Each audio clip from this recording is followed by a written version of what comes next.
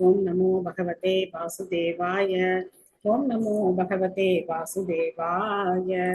नारायणं नमस्कृत्य नरं चैव नरोत्तमं देवीं सरस्वतीं व्यासं ततो जयमुदीरयेत्। नष्टप्रायेषु पत्रेषु नित्यं भागवतसेवया भगवती उत्तमश्लोके भक्तिर्भवती नैष्टुकी। निगमकल्पतरोर्धलितं फलं सुखमुखातं तद्रवसंयुतं विपदभागवतं रसमालयं पुरहो रसिका भावुकाः। होमज्ञानतिमिरान्धस्य ज्ञानाञ्जनशलाकया चक्षुरुन्मीलितं तस्मै श्रीगुरवे नमः। श्रीचैतन्यमनोभीष्टं स्थापितं येन भूतले स्वयं रूपकथामाख्यं ददाति स्वपदान्तिकम्। वन्देऽहं श्रीगुरो श्रीयुतपथकमलं श्रीगुरुं वैष्णवांश्च श्रीरूपं साग्रजातं सहगण रघुनाथान्वितं तं सजीवं साद्वैतं सावधूतं परिजनसहितं कृष्णचैतन्यदेवं श्रीराधा कृष्णपादान् सहगण ललिता श्रीविशाखान्वितांश्च। हे कृष्णकरुणा सिन्धो दीनबन्धो जगत्पते गोपेश गोपिकाकान्त राधाकान्त नमोऽस्तुते। तप्तकाञ्चन गौराङ्गी राधे वृन्दावनेश्वरी क्षमानुसुते देवी प्रणमामि हरिप्रिये। वाञ्छाकल्पतरुभ्यश्च कृपा सिन्धुभ्यैव च पतितानां पावनेभ्यो वैष्णवेभ्यो नमो नमः। नमो विष्णुपादाय कृष्णप्रेष्ठाय भूतले श्रीमते भक्तिवेदान्त स्वामिनिति नामिने। नमस्ते सारस्वते देवे गौरवाणी प्रचारिणे विशेष शून्यवादी पाश्चात्यदेशतारिणे। जय श्री कृष्ण चैतन्य प्रभु नित्यानंद श्री अद्वैत गदाधर श्रीवासादि गौर भक्तवृंद। हरे कृष्णा कृष्ण कृष्णा हरे हरे हरे राम राम राम हरे हरे। मुखं करोति वाचालं पङ्गुं लङ्कयते गिरिं यत्कृपातमहं वन्दे श्रीगुरुं दीनदारिणं परमानन्दं माधवं श्रीचैतन्यमीश्वरम्। हरिः ओं तत्सत्। तथाञ्चलस्मृते यस्मिन् दुष्करं सुकरं भवेत् स्मरेति परिदंश्य श्रीचैतन्यं नमामिथम्। ஹரே கிருஷ்ணா. நேத்து நம்ம பாகவதம் பார்த்ததுல என்ன ஞாபகம் இருக்கு? ஹரே கிருஷ்ணா. நமஸ்காரம் மாதாஜி. நமஸ்காரம் மாதாஜி. சொல்லுங்க. ஹரே கிருஷ்ணா மாதாஜி. ஹரே கிருஷ்ணா. சொல்லுங்க மாதாஜி. அகிலாம் மாதாஜி. ஹரே கிருஷ்ணா மாதாஜி. ஹரே கிருஷ்ணா மாதாஜி. நமஸ்காரம் மாதாஜி. நமஸ்காரம். ஹரே கிருஷ்ணா மாதாஜி. ஹரே கிருஷ்ணா. எஸ் மாதாஜி. அகிலாம் மாதாஜி. பகவான் வந்து பக்தர்களால திருப்தி அடைகிறார். அதனால பகவான் திருப்தி அடைஞ்சதுனால அந்த தூய பக்தர்களை எல்லாருக்குமே பிடிக்கும் அப்படின்னு சொல்லி. வேற ஏதாவது? பகவானாலதான் மாதாஜி சர்க்க நிசர்கன்னு எல்லாமே உருவாகுது. பிரம்மா வந்து ஃபர்ஸ்ட் சர்க்க, நிசர்கங்கிறது அவர் வந்து உருவாக்குற மத்த உயிரினங்கள் எல்லாமே எல்லாத்தையும் படைத்தவர். எல்லாத்தையும் போட்டு குழப்பிட்டீங்க. யாரு சர்க்க பண்றா, யாரு விசர்க்க பண்றா? சர்க்க வந்து பிரம்மா மாதாஜி இல்லையா மாதாஜி? சாரி, சர்க்க அப்படிங்கிறது முதல் நிலை படைப்பு. முதல் நிலை படைப்பு பிரம்மா தானே மாதாஜி? முதல் நிலை படைப்பை பண்றது யாரு? பகவான். பகவான் பகவான் அதான் அதான் மாதாஜி. என்ன அதான்? ஒரு பாயிண்ட்ல கிளியரா இருங்க. சர்க்க அப்படிங்கிறது பகவானால படைக்கப்படுவது சர்க்க. அதுக்கப்புறம் இரண்டாம் நிலை படைப்ப பிரம்மா வந்து பண்ற. இரண்டாம் நிலையா படைக்கிறவர் பிரம்மா. Okay okay. நிசர்க சர்க்கர்ல இருந்து அவர் நிசர்க. Okay okay okay Mataji. எல்லா உயிரினமும் சொன்னதுனால நான் அப்படி சொல்லிட்டேன் மாதாஜி. புரிஞ்சது மாதாஜி. ஹரே கிருஷ்ணா. உங்களுக்கு அரிசி மாவு ஒருத்தர் கொடுக்குறாரு, அப்போ அது முதல் நிலை படைப்பு. அதை வச்சு நீங்க வந்து இடியாப்பம் கொழுக்கட்டை பண்றீங்க, அது இரண்டாம் நிலை படைப்பு. புரியுதா?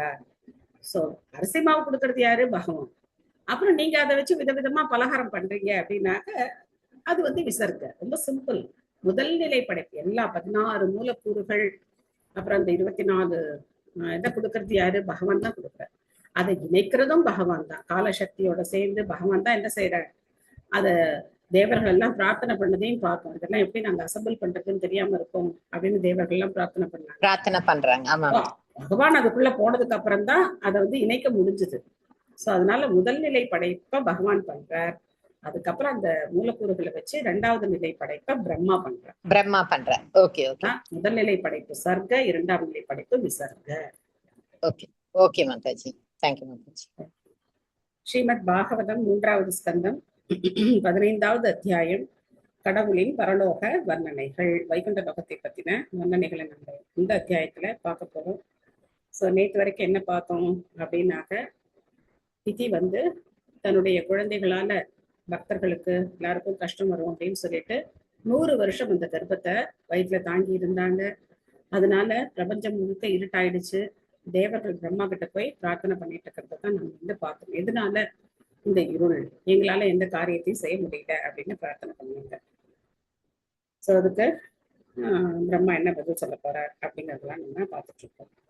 மைத்ரேய உவாச்ச ச பிரஹஸ்ய மகாபாஹோ பகவான் சப்தகோச்சரக பிரத்யாசஷ்டாத்மபூர் தேவான் பிரீடன் ருச்சிரயா கிரா. மொழிபெயர்ப்பு பொருளை வழங்கியவர் தேவதராச பக்திவேதாந்த சுவாமி ஸ்ரீல பிரபுபாத் ஸ்ரீ ஜெய். மொழிபெயர்ப்பு. ஸ்ரீ மைத்ரேயர் கூறினார், உன்னதமான ஒளி அதிர்வுகளினால் உணர்ந்து கொள்ளப்படும் பிரம்மதேவர் தேவர்களின் பிரார்த்தனைகளில் மனம் மகிழ்ந்து அவர்களை திருப்திப்படுத்த முயன்றார். தேவர்கள் வந்து அற்புதமா பிரார்த்தனை பண்ணாங்க. பகவானுக்கு இணையா பிரம்மா வந்து அவங்க பேசி பிரார்த்தனை பண்ணாங்க. ஒருவரை சுபமல் மாதாஜி படிக்கிறீங்களா? ஹரே கிருஷ்ணா மாதாஜி. பொருளுரை. திதியின் தவறான செயலை பிரம்மதேவரால் புரிந்து கொள்ள முடிந்தது. ஆதலினால் அங்கு எழுந்துள்ள சூழ்நிலையை கண்டு அவர் புன்னகைத்தார். இதனை அவர் தேவர்களும் புரிந்து கொள்ளுமாறு அவர்களுக்கு விளக்கி கூறினார். ஹரே கிருஷ்ணா மாதாஜி. தேங்க்யூ மாதாஜி. சோ இப்ப கான்வர்சேஷன் பிரம்மாவுக்கும் தேவர்களுக்கும் இடையில நடக்குது.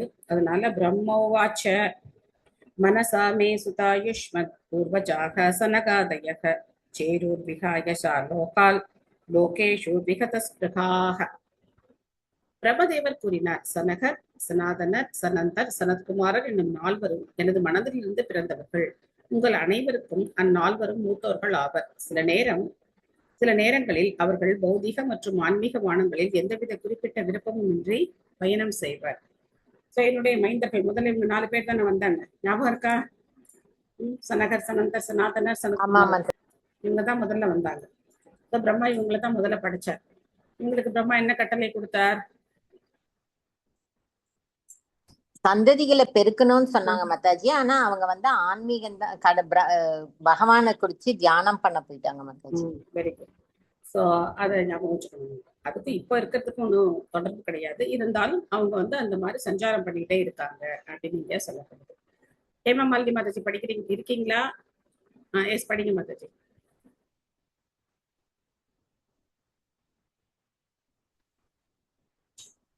ஹரே கிருஷ்ண மாதாஜி. ஹரே கிருஷ்ணா. விருப்பம் என்று நாம் குறிப்பிடும் பொழுது அது பௌதிக புலனுகர்ச்சியே ஆகும். மாமுனிவர்களான சனகர், சனாதனர், சனந்தர், சனத்குமாரர் போன்றோருக்கு பௌதிக விருப்பம் கிடையாது.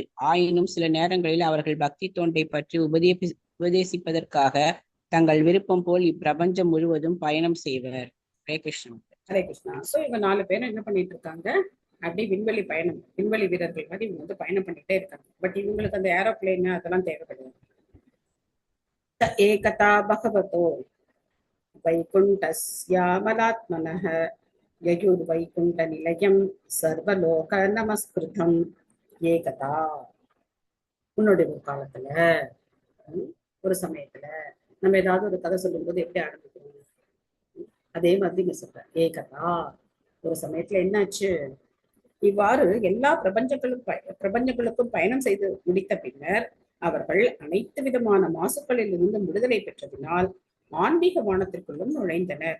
இந்த ஆன்மீக வானத்தில் வைகுண்ட லோகம் போன்ற ஆன்மீக உலகங்கள் இருக்கின்றன. இவைகளே முழுமுதற் கடவுள் மற்றும் அவரது தூய பக்தர்களின் உறைவிடங்கள் ஆகும். இவையே கண்கூடான இந்த உலகவாசிகள் அனைவராலும் வணங்கப்படுபவை ஆகும். சர்வலோக நமஸ்கிருதம்.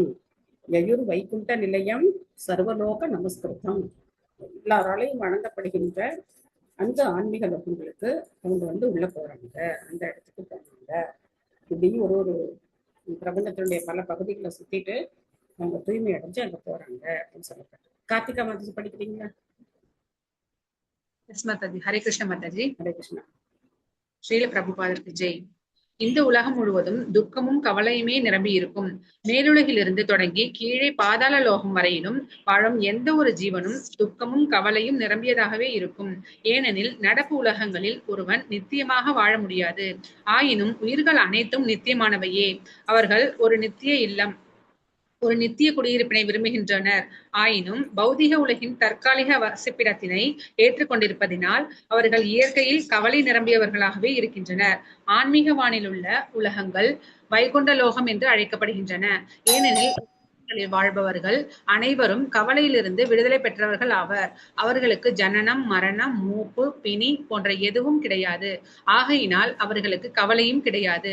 மாறாக பௌதிக உலகில் உள்ளவர்களுக்கு ஜனன, மரண, பிணி, மூப்பு, பயங்கள் இருப்பதினால் அவர்கள் அனைவரும் கவலை என்னும் கடலில் மூழ்கி இருக்கின்றனர். நன்றி மாதாஜி. ஹரே கிருஷ்ணா ஹரே மாதாஜி. கிருஷ்ணா. தேங்க்யூ மாதாஜி. ஒரு நிமிஷம் நான் வரேன். மாதாஜி கார்த்திகேயன் எந்த ஸ்லோகம் சொல்றேன்? 13. 13. ஓகே மாதாஜி. 49. சரி மாதாஜி.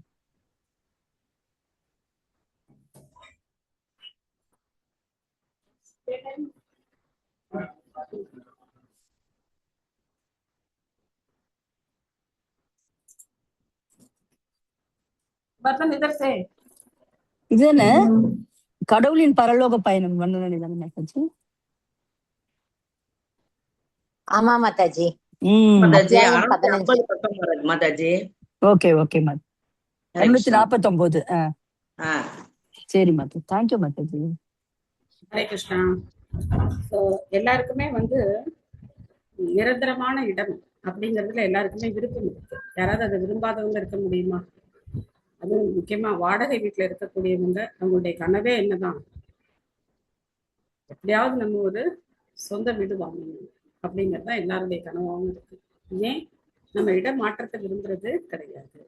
அதே மாதிரி இந்த உடல்ல நம்ம வந்து நிலையா இருக்கணும்னு ஆசைப்படுறோம். இந்த உடலை விட்டு போறதுக்கு நமக்கு எப்படி இருக்கு? ரொம்ப பயமா இருக்கு, வருத்தமா இருக்கு. எதனால இதெல்லாம் இந்த மாதிரியான எண்ணங்கள் நமக்கு எங்கேந்து வருது அப்படின்னா, நாம நித்தியமானவர்கள், நித்தியமான உலகத்தை சேர்ந்தவர்கள். அதனால நாம எப்பவுமே நித்தியமா இருக்கணும் அப்படிங்கிற எண்ணம் நமக்கு இருக்கு. ஸோ பிரபுபாதர் வைகுண்ட லோகத்துக்கும் ஆன்மீக உலகத்துக்கும் இருக்கிற வித்தியாசங்களை நமக்கு சொல்றார். வைகுண்ட லோகங்கள்ல எந்த கவலையும் கிடையாது. அங்க இருக்கிறவங்க எல்லாமே இந்த பௌதிகமான துன்பங்கள்ல இருந்து விடுதலை அடைந்தவர்கள். அவங்க எல்லாருமே நித்தியமானவர்கள். ஸோ அதனால அந்த லோகம் வைகுண்டம் அப்படின்னு சொல்லப்படுகிறது. இந்த இடம் வந்து குண்டம் அப்படின்னு சொல்லப்படுகிறது. குண்டம் அப்படின்னா கவலைகள், துன்பங்கள் நிறைந்த இடம். ஹரே கிருஷ்ணா மாதாஜி. ஆயினும் உயிர்கள் அனைத்தும் நித்தியமானவையேன்னு வந்திருக்கு மாதாஜி. உயிர்கள் நித்தியமானவையா மாதாஜி? பிறவி அடுத்த பிறவி எடுப்போம்ல மாதாஜி. ஆத்மா தானே நித்தியமானது. வார்த்தைகளை வச்சு விளையாடாதீங்க. உயிர்கள் நித்தியமானவைன்னா என்ன அர்த்தம்? ஆத்மா நித்தியமானதுன்னு அர்த்தம். ஆத்மா உயிர்னு சொல்லப்படுது. உயிர் போயிடுச்சுன்னு சொல்றோம் நம்ம. என்ன அர்த்தம்? ஆத்மா தானே அந்த உடலை விட்டு போச்சு. ஆத்மா அந்த உடலை விட்டு. ஓகே மாதாஜி. வசந்தி யத்ர புருஷாக சர்வே வைகுண்டமூர்த்தயः ஏ நிமித்த நிமித்தேன தர்மே நாராதயன் ஹரிம். வைகுண்ட லோகத்தில் இருக்கும் அனைவரும் முழுமுதற் கடவுளின் வடிவத்தை போன்று 4 கரங்கள் உடையவர்களாக இருப்பர். இவர்கள் புலனுகர்ச்சி விருப்பம் எதுவும் இன்றி எப்பொழுதும் பகவானது பக்தி துண்டிலேயே ஈடுபட்டிருப்பர். சோ இந்த முக்திக்கு என்ன பேரு? பகவானை போலவே உருவம் இருக்கிற முக்திக்கு என்ன பேரு?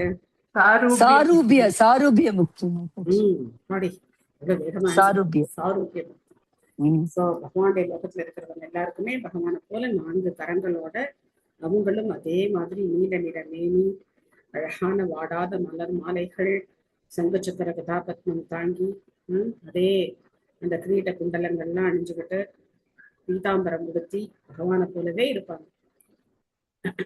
பொருளுரை பிரேமா மாதாஜி படிக்கிறீங்களா? ஹரே கிருஷ்ணா மாதாஜி. ஹரே கிருஷ்ணா மாதாஜி. ஹரே கிருஷ்ணா. ஹரே கிருஷ்ண மாதாஜி. வைகுண்ட லோகத்தில் உள்ளவர்களை பற்றியும் அவர்கள் வடிவங்களை பற்றியும் இஸ்லோகத்தில் விளக்கப்பட்டிருக்கிறது. அங்குள்ள அனைவரும் முழுமுதற் கடவுளான நாராயணரின் வடிவத்தையே ஒத்திருப்பர். வைகுண்ட லோகத்தில் கிருஷ்ணரின் அம்சமான 4 கரங்களையுடைய நாராயணரே ஆதிபத்திய தெய்வம் ஆவார். உலகில் உள்ளவர்களின் கருத்துக்கு மாறாக அங்குள்ள அனைவருக்கும் 4 கரங்கள் உண்டு. இன்றைய உலகில் எங்கேயும் 4 கரமுடைய ஒரு மனிதனை காணவே முடியாது. வைகுண்ட லோகத்தில் தொழிற்பணிகள் ஒன்றும் கிடையாது. பகவானின் பக்தி தொண்டு ஒன்று மட்டுமே உண்டு. இத்தொண்டும் எந்தவித நோக்கமும் இன்றியே செய்யப்படுகிறது. ஒவ்வொரு செயலுக்கும் ஒரு விளைவு உண்டு என்றாலும் பக்தர்கள் தமது சுய விருப்பம் நிறைவேற வேண்டும் என்றெல்லாம் ஆசைப்படுவதில்லை. அவர்களது விருப்பங்கள் அனைத்தும் பகவானுக்கு உன்னத அன்பு தொண்டு செய்வதன் மூலமே நிறைவேற்றப்படுகின்றன. ஹரே கிருஷ்ணா மாதாஜி. தேங்க்ஸ் மாதாஜி. ஹரே கிருஷ்ணா. ஸோ இந்த லைன் அண்டர்லைன் பண்ணி வச்சுக்கலாமா? வைகுண்ட லோகத்தில் தொழிற்பணிகள் ஒன்றும் கிடையாது. ஐடி பார்க் கிடையாது, ஃபேக்டரி கிடையாது, ஆஃபீஸ் கிடையாது, ஒன்றும் கிடையாது. அங்கே என்ன பண்ணணும்? பகவானுக்கு சேவை பண்ணணும், பூ கட்டணும், பகவானுக்கு மாலை தொடுத்து அழகா பகவானுக்கு மாலை சாத்தணும். அதுக்கப்புறம் பகவானுடைய சேவையில ஈடுபடணும். பல்வேறு விதமான சேவைகள் இருக்கு. பகவான் நிச்சயமா புகழ்ந்து பாடுறது, ஆடுறது, பகவானுக்கான சேவைகள்ல ஈடுபடுறது. ஸோ இதுதான் அங்க இருக்கிற ஒரே காரியம். அதுவும் பக்தர்கள் எதுக்காக செய்யறாங்க? ஓ, இதை பண்ணா எனக்கு என்ன கிடைக்கும்? முதல் கேள்வியா தானே நம்ம கேட்கிறோம்.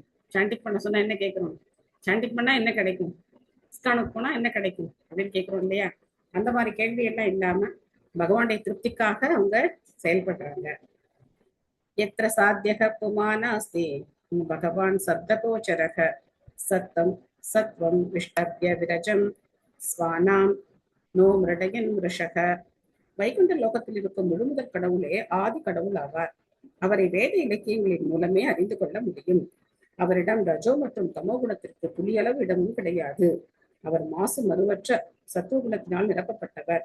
அவர் பக்தர்களுக்கு சமய அறநெறியில் முன்னேற்றம் அளிக்கிறார். சோ கதையை சொல்றதை விட்டு இந்த பெண்ணை எங்க போயிட்டாரு?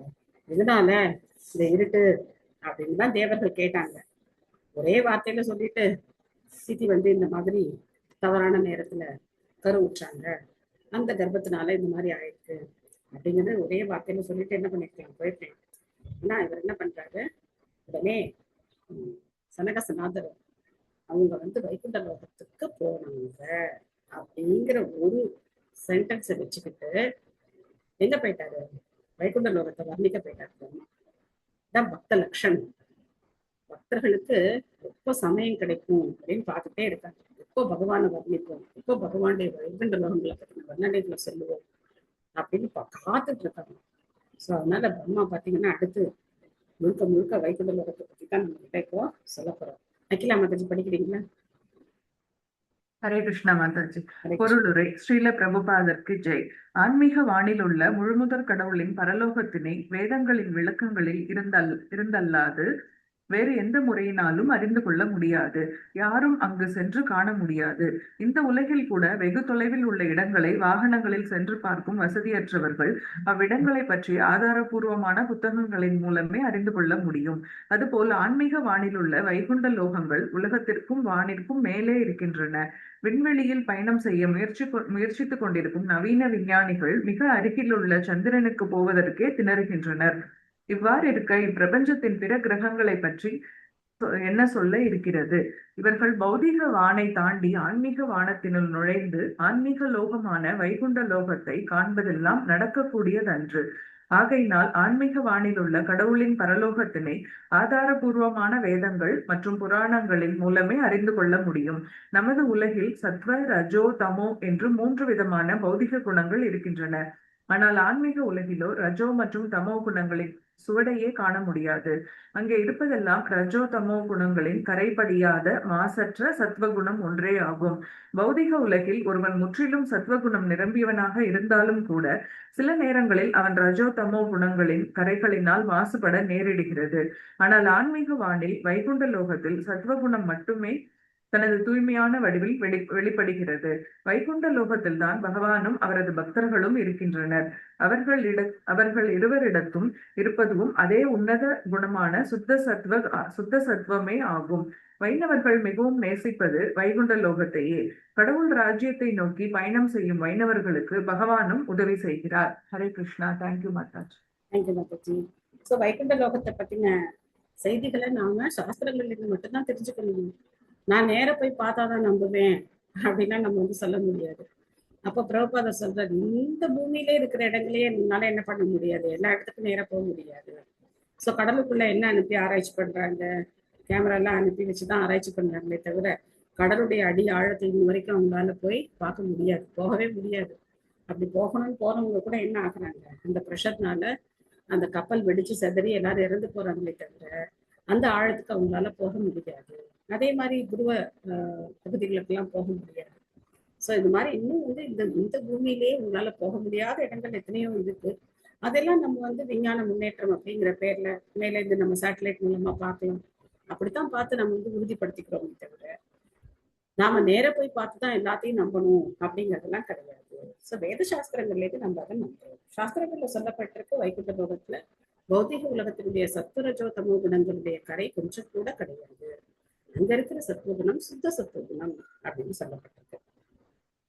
எத்திரனை ஸ்ரேயசம் நாம வனம் காம துர்க்கை திருமைஹி சர்வத்துஷீபி விப்ராஜ கைவல்யம் இவ மூர்த்திமர். வைகுண்ட லோகத்தில் பல வளங்கள் இருக்கின்றன, அவையெல்லாம் மிகவும் புனிதமானவையாகும்.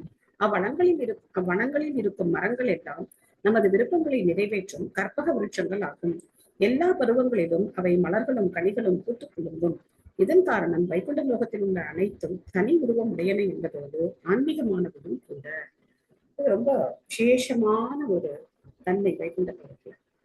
அங்க இருக்கிற மரத்துக்கும் தெரியும், நான் மரம், நான் பகவானுடைய சேவைக்காக இருக்கேன், நான் பகவானுடைய சேவைக்காக இந்த பழங்கள் எல்லாம் கொடுக்குறேன் அப்படிங்கிறது அந்த மரத்துக்கு தெரியும். அந்த மரத்துக்கும் உணர்வு இருக்கு, ஆன்மீகமானது. அந்த மரத்துக்கு என்ன இருக்கு, உணர்வு இருக்கு. எல்லாருமே தனித்தனி நபர்கள், எல்லாரும் உணர்வுடையவர்கள். ஆனா அவங்கவுங்க நிலையில அவங்கவுங்க எப்படி இருக்காங்க, ரொம்ப சந்தோஷமா பகவானுக்கு சேவை செய்யறாங்க. ஒரு மரம் வந்து பொறாமைப்படுறது கிடையாது, நான் ஏன் இங்க மரமா இருக்கணும், நான் ஏன் வந்து அவங்கள மாதிரி 4 கரங்களுடைய அந்த உருவத்தை எனக்கேன் கிடைக்கல அப்படின்னு அந்த பொறாமை போட்டியெல்லாம் அங்க கிடையாது. யாருடைய பதவியையும் யாரும் பிடிக்கணும்னு நினைக்கிறது கிடையாது. போட்டி கிடையாது, பொறாமை கிடையாது. போட்டி இருக்கும், ஆனா பொறாமை கிடையாது. சோ அவங்க நிலையில சாந்த, தாசிய, சக்கிய, வாத்சல்ய, மாதுரிய அந்தந்த பாவங்கள்ல இருக்கிறவங்க அந்தந்த பாவங்கள்ல பகவானுக்கு சேவை செய்து ரொம்ப சந்தோஷமாவும் திருப்தியாகவும் இருக்காங்க. இங்க இருக்கிற மரங்கள் எல்லாம் கற்பக விருட்சங்கள். சோ நம்ம இந்த பிரம்மசங்கீதம் கூட நம்ம பார்த்திருக்கோம். சத்யா மாதாஜி படிக்கிறீங்களா? கிருஷ்ண மாதாஜி படிக்கிறேன் மாதாஜி. மொழிபெயர்ப்பு பொருளுரை வழங்கிய ஸ்ரீல பிரபுபாதருக்கு ஜெய். வைகுண்டலோகத்தில் உள்ள நிலங்கள், மரங்கள், கனிகள், மலர்கள் மற்றும் பசுக்கள் என்று எல்லாமே தனிச்சிறப்பும் முற்றிலும் ஆன்மீக மயமானவையும் ஆகும். மரங்கள் எல்லாம் கற்பக விருட்சங்கள் ஆகும். பௌதிக உலகில் மரங்கள் பூப்பதும் காய்ப்பதும் இறைவனது சக்தியின் கட்டளைக்கேற்ப இருக்கும். ஆனால் வைகுண்டலோகத்திலோ மரங்கள், நிலம், குடியிருப்புகள் மற்றும் விலங்குகள் என அனைத்தும் ஆன்மீகமானவையாகும். அங்கே மரத்திற்கும் விலங்குகளுக்கும் இடையிலோ அல்லது விலங்குக்கும் மனிதனுக்கும் இடையிலோ எந்த வேறுபாடும் கிடையாது. இங்குள்ள மூர்த்திமத் எனும் வார்த்தை எல்லாம் ஆன்மீக வடிவில் உள்ளன என்று குறிப்பிடுகின்றது. மாயாவாதிகளின் கருத்தான உருவமற்றது என்பதை இச்லோகம் மறுத்தளிக்கிறது. வைகுண்டலோகத்தில் எல்லாம் ஆன்மீகமாக இருந்த போதிலும் எல்லாவற்றிற்கும் ஒரு குறிப்பிட்ட வடிவம் இருக்கிறது. மனிதனுக்கும் மரத்திற்கும் வடிவம் இருக்கிறது. இவ்வாறு எல்லாம் வடிவமுடையதாக இருந்த போதிலும் அனைத்தும் ஆன்மீக மயமானவையாதலினால் அவற்றிற்கிடையே எந்தவித வேறுபாடும் கிடையாது. ஹரே கிருஷ்ணா. தேங்க்யூ மாதாஜி. ஹரே கிருஷ்ணா. சோ அங்கேயும் வீடு எல்லாம் இருக்கு, அங்கேயும் வந்து காடுகள் இருக்கு, அங்கேயும் வந்து நீர்த்தேக்கங்கள் இருக்கு, குளங்கள் இருக்கு, தாமரை குளங்கள் இருக்கு. அங்கேயும் பல்வேறு விதமான பறவைகள், விலங்குகள் எல்லாமே இருக்கு. இங்க நம்ம பாக்குற வெரைட்டிஸ் எல்லாமே அதனுடைய ஒரிஜினல் ஃபார்ம்ல அங்க இருக்கு. நாம இங்க வந்து பிரதிபலிப்பத்தான் பாக்குறோம். ஆனா இங்க இருக்கிற எல்லாருக்கும் தெரியும், நாம வந்து இந்த நிலையில இருந்து பகவானுக்கு சேவை செய்யறோம் அப்படிங்கிற உணர்வு உடையவர்கள். வைமானிகா சலலனா சரிதானி சஸ்வத் காயந்தி யத்ர சமல ஷபனானி பர்துஹு அந்தர்ஜலேனு விகசன் மதுமாதவீனாம் கந்தேன கண்டித தியோ அபி அனிலம் ஷிபந்தஹ. என்ன பண்றாங்க வைகுண்ட வாசல் எப்படி இருக்காங்க? வைகுண்ட லோகத்தில் வாழ்பவர்கள் தங்கள் மனைவியரும் காதலியரும் உடன் வர விமானங்களில் பறப்பர். இவ்வாறு பறக்கும் பொழுது எப்பொழுதும் அமங்கல குணங்கள் அற்ற பகவானின் குணங்களையும் செயல்களையும் அவர்கள் நிச்சயமாக பாடுவர். இவ்வாறு பகவானின் புகழை பாடிக்கொண்டிருக்கும் பொழுது தேனை சுமந்து கொண்டிருக்கும் நறுமணம் மிக்க மாதவி மலர்கள் கூட அவர்களுக்கு முக்கியமற்றவையாக தோன்றும். சோ இதனுடைய அனுபவம் டெய்லி எங்களுக்கு கிடைக்குது. என்ன அனுபவம் கிடைக்குது அப்படின்னா, காலம்புரை 7 மணிக்கு முதல்ல நரசிம்மருடைய ஆல்டர் வந்து ஓப்பன் பண்ணும். ஸோ அப்போ பார்த்தோம் அப்படின்னா, இப்போ இங்க கிளைமேட் எப்படி இருக்குன்னா ரொம்ப ஹியூமிடிட்டி ஜாஸ்தியா இருக்கிறதுனால பயங்கரமா வேர்க்குது. அப்போ ஒவ்வொருத்தர் அப்படியே வேர்வை மழையில அப்படியே குளிச்சு ஒவ்வொருத்தரையும் பார்த்தோம் அப்படின்னா ட்ரெஸ் எல்லாம் நனைஞ்சு போய் அப்படி இருப்பாங்க. ஆனா நரசிம்மருடைய அந்த சன்னதி திறந்த உடனே பார்த்தோம் அப்படின்னாக்க ஏன் அந்த சுகந்தம், அந்த நறுமணம் இருக்கே, அது என்ன வார்த்தையில வர்ணிக்கிறதுனே தெரியாது. அப்படி ஒரு நறுமணம். ஆனா அந்த நறுமணத்தை அனுபவிக்கணும், அந்த குளிர்ச்சியை அனுபவிக்கணுங்கிறதெல்லாம் அங்க இருக்காது. எல்லாருடைய மனமும் யார் மேல இருக்கும்? நரசிம்மரை தரிசனம் பண்ணணும் அப்படிங்கறது அப்பாட நல்ல ஏசி காத்து வருது அப்படிலாம் நினைக்க மாட்டாங்க. யாருமே அந்த மாதிரியான எண்ணம் இருக்காது. எல்லாருக்கும் என்ன இருக்கும்? ஆஹா, பகவான தரிசனம் பண்றோமே, இதை படிச்ச உடனே எனக்கு அதான் ஞாபகம் வருது. ஸோ அதே மாதிரி பஞ்சதத்துவ ஆல்டர் ஓப்பன் பண்ணும்போது சேம் ஃபீல் கிடைக்கும். நறுமணம் ராதா மாதவாழ்றது கொஞ்சம் தள்ளி இருக்கும். அதனால வந்து அது அவ்வளவு அருமையா உணரமோ அப்படின்னு சொல்ல முடியாது. ஆனா நரசிம்மருடைய சன்னதியிலையும் பஞ்சதத்துவருடைய சன்னதியிலையும் அதை வந்து 100% ஃபீல் பண்ணுவோம். ஸோ அந்த மாதிரி பகவானுடைய அந்த திரை அப்படியே விலகி பகவானை நம்ம பார்க்கும்போது ஒரு எல்லையற்ற ஆனந்தம் தான் கிடைக்குதே தவிர அந்த நறுமணம் என்ன பண்றது இல்லை, அது முக்கியத்துவமா நமக்கு வந்து படுறதே கிடையாது.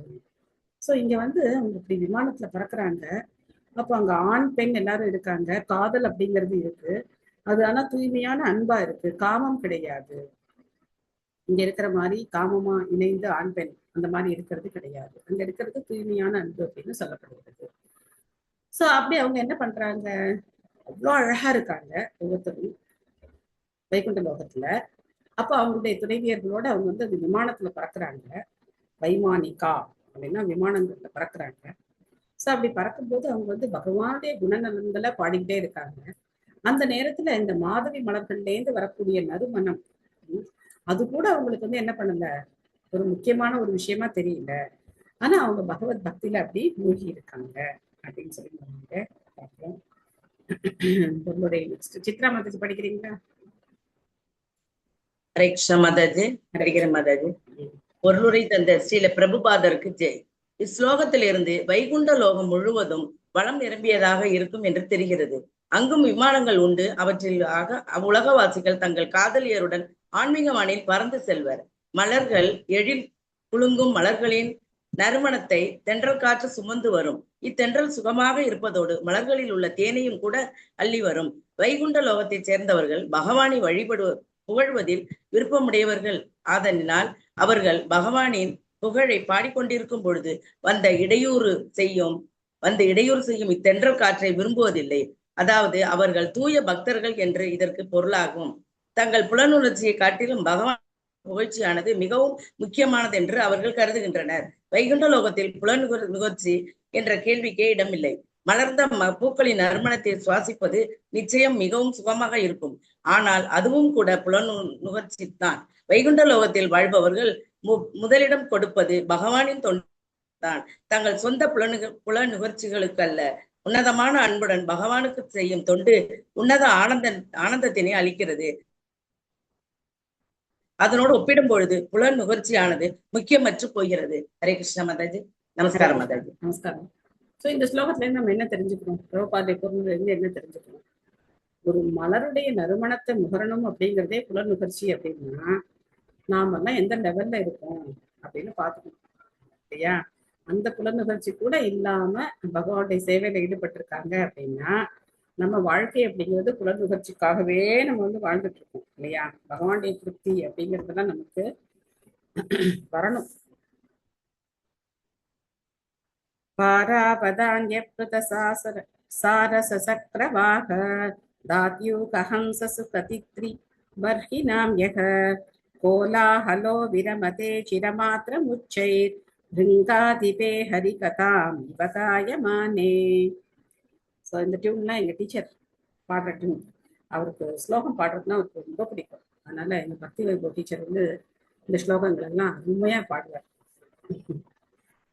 தலைமை தேடி உச்சஸ்தாயியில் வீங்கரிப்பதன் மூலம் இறைவனின் புகழையே பாடுகிறது.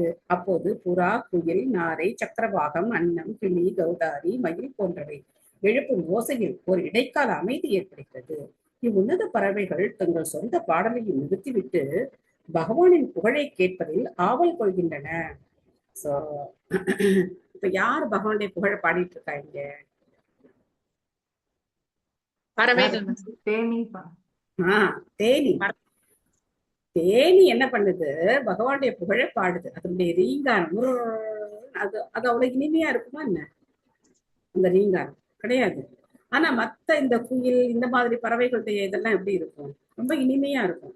ஆனா வைகுண்டத்துல என்ன பண்றாங்கன்னா, அந்த தேனி ரீங்காரம் இடும்போது மத்தவங்க எல்லாம் அப்படியே சைலண்ட் ஆயிடுறாங்க. எல்லாரும் சைலண்ட் ஆகி, ஓ இந்த தேனி தான் வந்து பகவானுடைய புகழ ரொம்ப நல்லா பாடுது அப்படின்னு சொல்லி எல்லாரும் வந்து தேனியுடைய ரீங்காரத்தை கேட்கிறாங்க. விமலா தேவி மாதாஜி படிக்கிறீங்களா? ஹரே கிருஷ்ண மாதாஜி. ஹரே கிருஷ்ணா. ஸ்ரீல பிரபுபாதருக்கு ஜெய். வைகுண்டத்தின் முழு இயற்கையினை ஸ்லோகம் படம் பிடித்து காட்டுகிறது. அங்கே இருக்கும் பறவைகளுக்கும் மனிதர்களுக்கும் இடையே எந்தவித வேறுபாடும் கிடையாது. ஆன்மீக வானில் உள்ள அனைத்தும் ஆன்மீகமானவை மற்றும் பல்வகை வேறுபாடுகளை உடையதுமாகும். ஆன்மீக பல்வகை வேறுபாடுகள் என்றால் எல்லாம் எல்லாம் உயிர்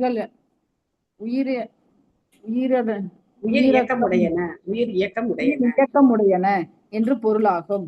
அங்கு உயிர் இயக்கம் இல்லாத எதுவும் இல்லை. ஏன் மரங்களும் நிலமும் செடிகளும் மலர்களும் பறவைகளும் விலங்குகளும் கூட கிருஷ்ண உணர்வு நிலையில் இருக்கின்றன. வைகுண்ட லோகத்தின் சிறப்பு தன்மை என்னவென்றால் அங்கு புலனுகர்ச்சி என்ற கேள்விக்கே இடமில்லை என்பதுதான்.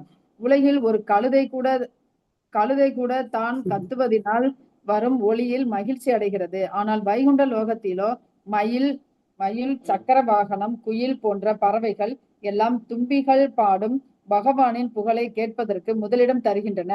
கேட்பதும் மற்றும் ஓதுவதும் என்று தொடங்கும் பக்தி தொண்டின் கொள்கைகள் வைகுண்ட லோகத்தில் மிகவும் முக்கியத்துவம் பெறுகின்றன. ஹரே கிருஷ்ணா. நன்றி மாதா. ஹரே கிருஷ்ணா. சோ இந்த ஸ்லோகத்திலிருந்து நம்ம என்ன தெரிஞ்சுக்கிறோம்? மத்தவங்க சேவைக்கும் நாம மரியாதை கொடுக்கணும். நாம செய்யற சேவை தான் ரொம்ப பெரிய சேவை, நான் தான் பெரிய ஆளு அப்படின்னு சொல்லி என்ன பண்ணக்கூடாது, போஸ்ட் எல்லாம் பண்ணக்கூடாது.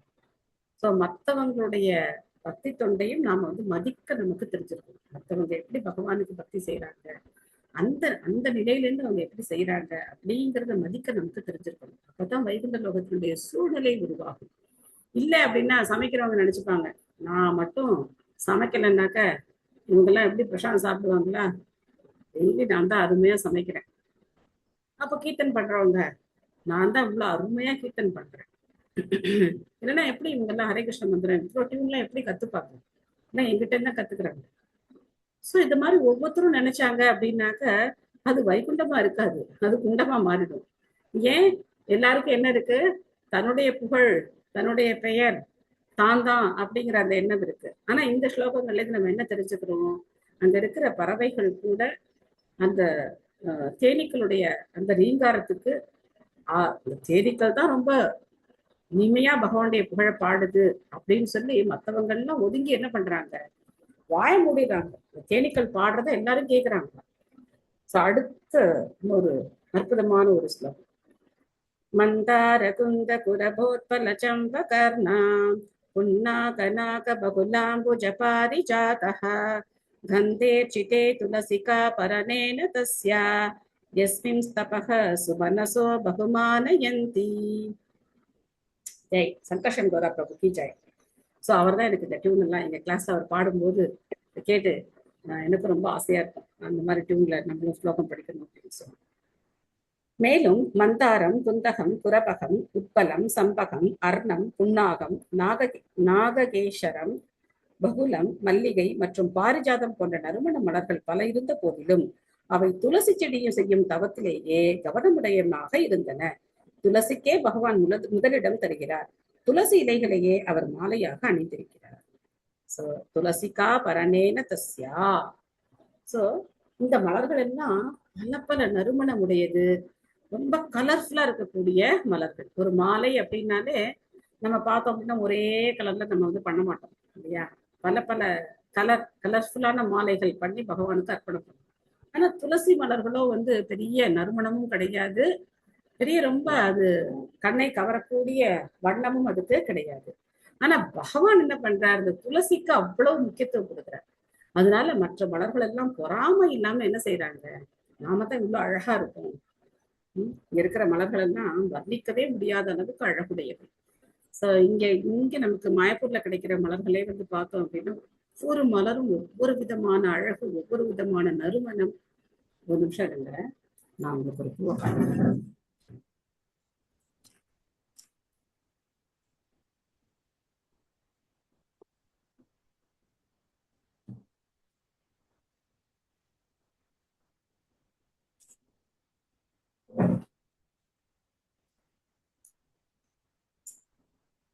நம்மளால மயில் குயில் எல்லாம் தேடி பிடிக்க முடியாது, ஆனா பூவை காட்டலாம் இல்லையா.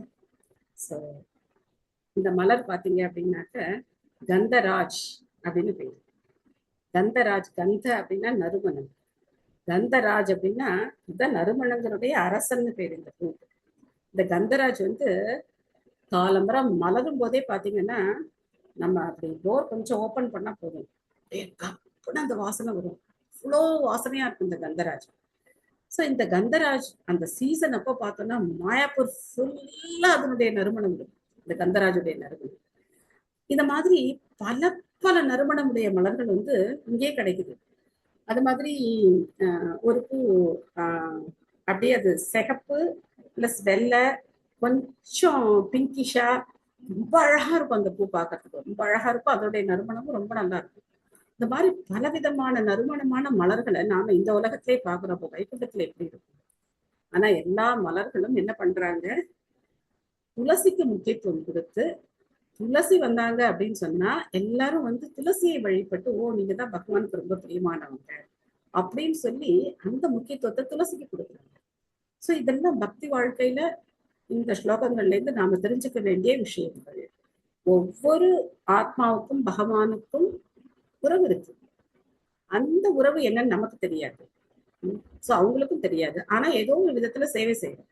அப்போ மற்றவர்களுடைய சேவையை மதிக்க தெரியணும், மற்றவங்களுடைய புகழை நாம எடுத்துக்க கூடாது. யாராவது ஒருத்தர் செஞ்சுட்டு அந்த புகழ ஆமா ஆமா எனக்கு தான் ஏகப்பட்ட அறிவு, அதனால என்ன நானே கத்துக்கிட்டேன், அதெல்லாம் தானா வருது, இந்த மாதிரி எல்லாம் சொன்னோம்னு வச்சுக்கோங்களேன், அப்ப என்னன்னு அர்த்தம், நமக்கு பக்தியில நாட்டம் இல்லை. சோ நமக்கு பக்தியில உண்மையிலேயே பகவானை திருப்திப்படுத்தணும் அப்படின்னு நினைச்சோம் அப்படின்னாக்க கண்டிப்பா நமக்கு மூத்த பக்தர்கள், நமக்கு யார் இதெல்லாம் சொல்லி கொடுத்தாங்களோ, நம்ம யார ஃபாலோ பண்ணி யாருடைய வழி காட்டுதல்ல நம்ம போறோம். ஜெய் பிரபுபாத் அப்படிங்கிறது வந்து உதட்டளவுல இருக்கக்கூடாது, உள்ளத்திலேருந்து இருக்கு. எல்லாமே ஒரு ஆணாவண்ண முதற்கொண்டு எல்லாமே பிரபுபாதர்கிட்ட என்ன கத்துக்கணும். அதனால எல்லா புகழும் பிரபுபாதருக்கே அப்படின்னு சொல்றதுல முழு உணர்வோட நம்ம சொல்லணும். கொஞ்சம் நாம வச்சுக்கலாமே, நமக்கு தானே அறிவு இருக்கு, பிரபுபாதர் எழுதியிருக்காரு, ஆனா அதெல்லாம் படிச்சு நானே வந்து இதெல்லாம் யோசனை பண்ணி நான் ரொம்ப திங்க் பண்ணி எனக்கு அப்படின்னா பகவான் தான் புத்தி யோகம் கொடுக்குறேன்னு சொல்லியிருக்காரு, அதனால டைரக்டா எனக்கு கொடுத்துட்டாரு அப்படிலாம் நினைச்சோம்னா அது முட்டாள்தனம். நாம எந்த அளவுக்கு இருக்கோம் அப்படிங்கிறது நமக்கு தெரியும். சோ அதனால எல்லா புகழும் சில பிரபுபாதருக்கே அப்படிங்கிறது நம்ம உறுதியா இருக்கும். எல்லாமே பிரபுபாதர் தான் நமக்கு கிடைச்சது. சோ அதனால அதுக்காக தான் நான் திரும்ப திரும்ப திரும்ப திரும்ப சொல்றேன், பிரபுபாதர் கொடுத்தது மாதிரி நமக்கு வேற யாரும் கொடுக்க முடியாது. வேற யாருமே கொடுக்க, எத்தனையோ ஆச்சாரியர்கள் இருக்காங்க, இல்லைன்னு சொல்லல, ஸ்ரீ சம்பிரதாயம் இருக்காங்க, இல்ல என்ன கிடைச்சது உனக்கு, உங்களை நம்ம மதிக்கணும், போற்றணும், புகழணும். ஆனா விசுவாசம் யார்கிட்ட இருக்கணும், பிரபுபாதர் கிட்ட தான் இருக்கணும். என்னுடைய ஆன்மீக குரு, அவருடைய குரு, அவருடைய குரு, அந்த பரம்பரைக்கு நாம விசுவாசமா இருக்கணும். அது கூட நம்ம செய்யல அப்படின்னாக்க இப்ப பகவானுடைய நாமத்தை சொல்லி நமக்கு என்ன கிடையாது. இந்த விசுவாசம் நன்றி உணர்வு இல்லை அப்படின்னா அப்போ அதனால என்ன, எப்படி பகவானை ஏற்றுப்பாரு இல்லையா. சோ அதனால இந்த ஸ்ரத்தா விசுவாசம் அப்படிங்கிறது நம்ம வந்து ரொம்ப உறுதியா இருந்து பிரபுபாதரால தான் என்னுடைய வாழ்க்கை மாறினது, பிரபுபாதரால தான் எனக்கு பகவானை பத்தி தெரிஞ்சது அப்படிங்கிறது நாம வந்து ரொம்ப உறுதியா இருக்கும். தீட்சை எடுத்துக்கிட்டோம் அப்படின்னா அதுக்கப்புறம் நம்முடைய ஆன்மீக குரு பிரபுபாதரே சிஷ்யர், எந்த வேறுபாடும் கிடையாது. அவருடைய வழிகாட்டுதல்ல அந்த சிஷ்யர்களால நமக்கு இது கிடைக்குது அப்படிங்கிறத நம்ம வந்து தெளிவா புரிஞ்சுக்கணும். ஸோ இவ்வளோ அற்புதமான ஸ்லோகங்கள் இல்லை. ஓகே, ஒரு முறை படிக்கலாம். திலகவதி மாதாஜி படிக்கிறீங்களா? ஹரே கிருஷ்ணா மாதாஜி, படிக்கிறேன் மாதாஜி. ஸ்ரீல பிரபுபாதருக்கு ஜெய்.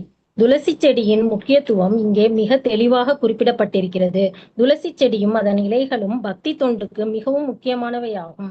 துளசி செடிக்கு தினமும் நீர் வார்த்து பகவானை வழிபடுவதற்கு துளசி இலைகளை சேகரிக்க வேண்டும் என்று பக்தர்கள் பரிந்துரைக்கப்படுகின்றனர். ஒரு சமயம் ஒரு நாத்திக சாமியார் துளசி செடிக்கு தண்ணீர் விடுவதனால் என்ன பயன், அதைவிட கத்தரி செடிக்கு நீர் விட்டாலாவது நமக்கு கத்திரிக்காயாவது கிடைக்கும், அதனால் கத்தரி செடிக்கு நீர் வார்ப்போம், துளசி செடிக்கு நீர் விடுவதினால் என்ன பயன் என்று கேட்டார்.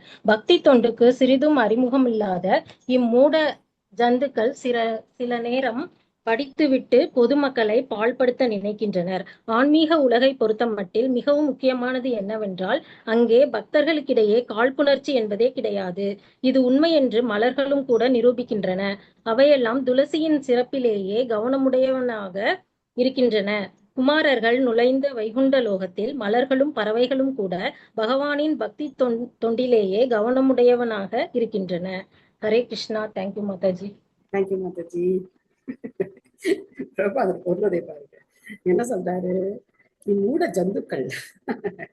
அந்த சாமியார் யாருன்னு தெரியுதா? யார் அந்த நாஸ்திக சாமியார்னு தெரியுதா? ரொம்ப ஃபேமஸ். அவர் போஸ்ட் கொடுத்துட்டு இருப்பார்.